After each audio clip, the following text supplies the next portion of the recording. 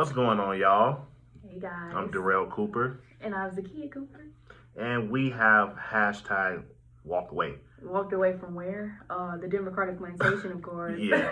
It's been a little over a year since we initially walked away and made our videos at first. And this is just kind of an update for the people that haven't seen our original walk away video. It started, or our story particularly started when we were dating. And she moved into a dorm-style apartment, 2-room shared bathroom, and they put a biological man in the room next to her to share a bathroom with her. And from that point on, we just like this ain't right. This ain't right. Yeah, that led to our trip down the conservative/Christian rabbit hole, and now we are Christian conservatives. This was back when we were living in Chicago, by the way. We've evolved past that. We even got married, and now we live in Texas, right outside of Houston, and we're absolutely loving just the newfound perspective we have. No longer feeling like we're trapped or chained to a particular party, and we have to think a certain way, or else all that's over with. Like, yeah. We're completely free now, and it's a very beautiful thing. Very beautiful. No more self-censoring because you feel like you're in a minority of an opinion. Yeah, all that. It's over. Like, nobody can scare us now. The discernment is 10 out of 10. Like, yeah, we can see the commies a mile away, honestly. Oh, yeah, literally from a mile away. Like, you can see the miserable people, and that's what the left is. Is, you know, most of the people on the left are actually miserable because they felt like how we felt the same. It's like, well, you know something ain't right. Because at some point, you got a glimpse of the truth. And if you didn't take that glimpse and kind of go down that path, then something in you is telling you that what you're supporting and what you're saying and doing is just not right. Yeah. It's not right. Like, if somebody has a difference of opinion of you shouldn't be attacking them. You shouldn't be verbally assaulting them and calling them names and stuff, and ostracizing them, trying to get them fired from their job and stuff like that. It just should not be happening. And this is from the party of love, inclusion, and diversity and stuff. But there's no diversity in thought, no real love, and they're not including anybody else besides who's a staunch Democrat. Yep, and that's the bottom line. That is the bottom line. And so, it's just so freeing to not be. It just feel like I said before, trapped. And it's really a sense of feeling like you cannot step outside of what you know is supposed to be like politically correct and, what they want you to say. Mm-hmm. For example, when I first came out with my walkaway story, as he stated, where I was assigned a biologically male roommate, despite being told I would have a female roommate, and my housing manager basically told me to get over it. When I initially told the story, I had a lot of people who I consider my friends coming out and calling me transphobic and just disrespecting me. And I'm like, wow, so you're taking up for a man who believes that he's a woman, who's lying and saying that he's a woman, who could have potentially done something to me as a physical woman. Y'all will take his side over me, a person that you've known for years, because of what politics said? Yeah. And coming to the understanding that controls people so much.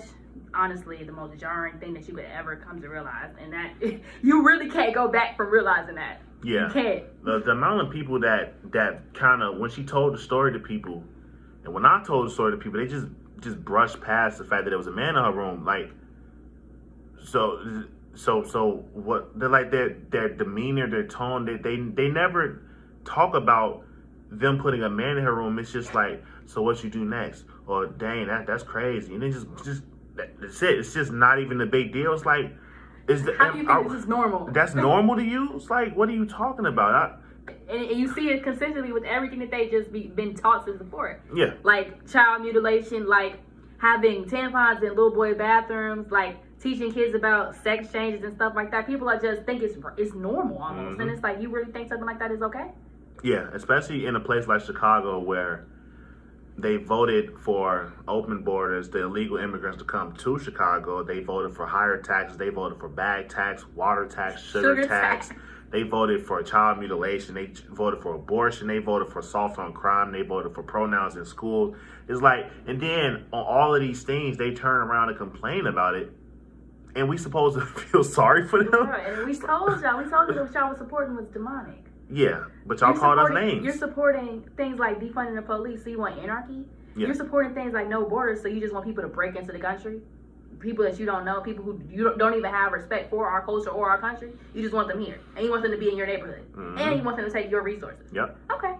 Yep. But when it happens, then it's a problem. We watched it happen in real time in Chicago. When we were actually paying attention to the Brandon Johnson election, and we watched them blindly vote him in, even though he was literally campaigning on making Chicago a sanctuary city and busting in immigrants. And then when the immigrants arrive in Chicago, it's all of a sudden a problem. Yep. Yeah. Misery loves company, and you got to move away from people that's miserable. You have to. It's because they're going to destroy themselves, and once you wake up and become aware of what's going on, it's your duty to protect yourself and your family. Yep. And that's why I moved my wife out of Chicago. We're not staying in that. You people are insane. Right. We just came from Chicago like 2 weeks ago. We were visiting our families it's been like 4 months since we had gone back. And they had just had the DNC in Chicago. So we're seeing all these billboards, huge billboards for abortion. Abortion is healthcare here in Chicago. Yep. Like that's a real billboard. But here in Texas, it's such a jarring difference. You don't see those type of billboards around here. Abortion's not even legal here. Yeah. So just going back to Chicago and seeing it is like, wow, it's night and day. Yeah, it's literally night and day. The emphasis they have on family down, they have expected mother parking and stuff. I've never seen that in Chicago. Yeah. Like just little stuff like that where they prioritize family over Satan, or I don't know. Well, the opposite of family. Yeah, death. I mean, death and destruction and damnation, decadence, all of that good stuff that you get in Chicago is a complete culture difference. But people don't even want to see the other side. They wouldn't come to Texas to stay and live because the Republicans are racist. Yeah. So them white people before we moved to Texas, them people told us black people don't got the same rights down there as white people. I said, what? Don't go down there and get lynched, y'all. They told us this in 2024. Guys. This year they told us, we're like, what are you talking about? But when we were in Chicago on King Drive and they were shooting outside of our house and we're posting about it, we were literally recording a YouTube video and caught gunfire on camera and we post about it. People are calling us coons for exposing the clear danger we're in living in Chicago. Right, just shut up and take it. Right, it's part of the experience. So y'all shocked about this type of stuff? Yeah, I'm shocked. Yeah, I don't feel like my life should be in danger in my home. Is that not a normal thing? I'm not in a third world country. I could have sworn this was supposed to be a good country. Supposed to be. Yeah, but it's just the culture. So. Yeah, so when stuff like that starts happening, that it's supposed to force you to kind of reassess your situation and see, well, am I at fault or am I in the right? And once you realize that I'm in the right, you have a choice to make. You can either sit there and be complacent in it, or you can walk away. And the strong people walk away. The righteous people walk away. The people that have courage walk away. It takes courage to stand alone. Yeah.